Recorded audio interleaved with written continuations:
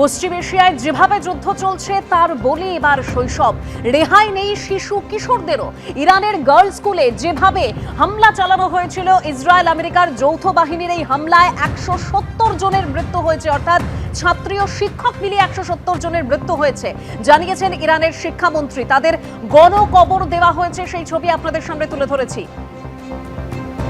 28 ফেব্রুয়ারি দক্ষিণ ইরানের মিনাবের স্কুলে ইসরায়েলি হামলা, দেওয়া হলো গণকবর। চোখের জলে শেষ বিদায় খুদে পড়ুয়াদের। যৌথ বাহিনীর হামলায় ইরানের অন্তত 20টি স্কুলে ব্যাপক ক্ষতি হয়েছে। মানবতার উপর এমন হামলা বিরল, প্রতিক্রিয়া ইরানের শিক্ষামন্ত্রীর। আন্তর্জাতিক সংগঠনগুলির নীরবতা নিয়েও সরব ইরান। ভয়ঙ্কর হামলার পরও ইরানিদের মনোবল ভাঙেনি, মন্তব্য ইরানের শিক্ষামন্ত্রীর। একটি গার্লস স্কুলে হামলার খবর স্বীকার আমেরিকার।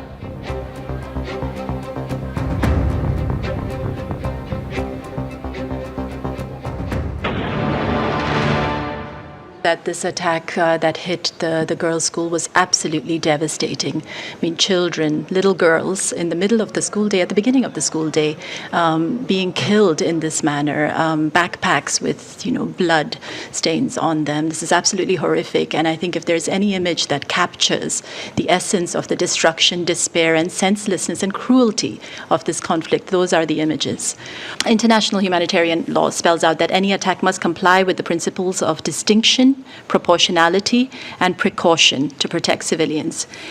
If attacks are found to be directed against civilians or civilian objects or indiscriminate attacks, they are serious violations of international humanitarian law and may amount to war crime. আর ইতিমধ্যেই হরমুজ প্রণালী, যে Hormuz প্রণালী তেল পরিবহনের অন্যতম মাধ্যম, সেই Hormuz প্রণালী এবং সেখানে 10টি তেলবাহী জাহাজে হামলা চালানো হয়েছে। ইরানের নিষেধাজ্ঞা উড়িয়ে হরমুজ প্রণালীতে ঢোকার জের এবং 10টিরও বেশি তেলবাহী জাহাজে হামলা চলেছে। Output. Trading sources have told Reuters that several tanker Iran लगातार स्ट्रेट ऑफ हॉर्मुज पर जो वहां से शिप गुजर रहे हैं उनको टारगेट करने का प्रयास कर रहा है। इसके माध्यम से ईरान अमेरिका के ऊपर दबाव बनाने की भी कोशिश कर रहा है, उन तमाम देशों के माध्यम से जिनके ऊपर एनर्जी का असर पड़ने वाला है आने वाले दिनों में, क्योंकि एक बड़ा संकट आ सकता है दुनिया भर के कई देशों के सामने। जो कच्चे तेलों का सप्लाई का सबसे बड़ा रूट ये स्ट्रेट ऑफ हॉर्मुज है और इसीलिए ईरान यहां पर लगातार हमले कर रहा है। क्योंकि आप देखिए ईरान की तरफ से जो हमले इजराइल की तरफ किए जा रहे हैं उसमें उसको ज्यादा सफलता नहीं मिल पा रही है।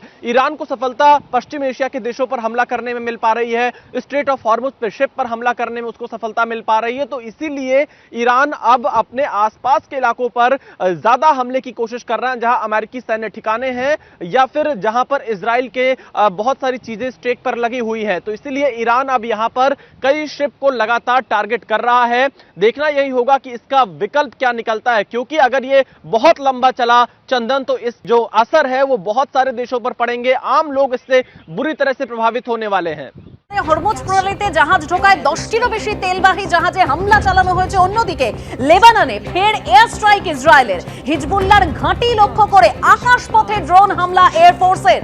হিজবুল্লাহর অন্তত 250 আস্তানা ধ্বংস করে দেওয়া হয়েছে, এরকমই তেল আবিবের তরফে দাবি। বিশেষ প্রতিবেদন তুলে ধরেছেন আমাদের প্রতিনিধি বিশাল পান্ডে।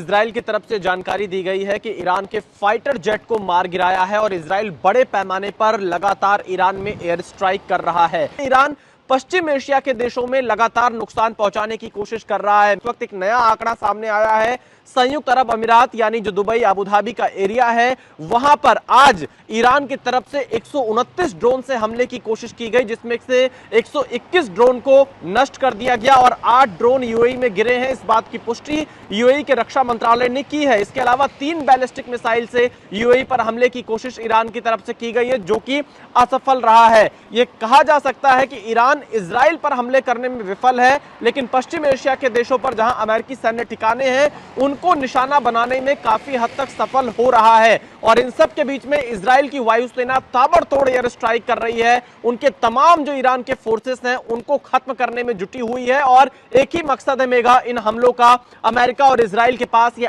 आखिरी मौका है ईरान में तख्ता पलट करने का, रिजीम चेंज करने का। अमेरिका इजराइल की पहली कोशिश यही है कि ईरान जहां से ड्रोन हमले लॉन्च कर रहा है, जहां से मिसाइल हमले लॉन्च कर रहा है, उन जगहों को ही खत्म किया जा सके ताकि ईरान की ताकत को कम कम करें और ईरान में तख्ता पलट के रास्ते पर अमेरिका आगे बढ़ पाए। लेकिन ईरान ने इतनी जगह से मिसाइलें लॉन्च कर रहा है कि 28 फरवरी से अब तक पूरी तरह से अमेरिका और इजराइल ईरान के मिसाइल लॉन्चिंग सिस्टम को खत्म नहीं कर पाए हैं। वो आज भी एयर स्ट्राइक के माध्यम से लगातार जारी है और अब से थोड़ी देर पहले ही इजरायली वायुसेना ने बड़े पैमाने पर हमला किया है, वहां की बसीज फोर्स के ठिकानों पर हमला किया है, जो कि प्रदर्शनकारियों को हमने देखा था पिछले दिनों में किस तरह से उनके साथ सलूक किया था, उनको बुरी तरह से मारा पीटा था बसीज फोर्स ने। उनके ठिकानों पर भी हमला किया है जो कि ईरान की इंटरनल सिक्योरिटी को देखती है। तो अमेरिका और इजराइल हर उस इलाके पर हमला कर रहे हैं जिससे उनका रास्ता साफ हो सके, ईरान में वो तख्ता पलट कर सके। और लेकिन इसमें कितना वक्त लगेगा यह कहना बहुत मुश्किल है।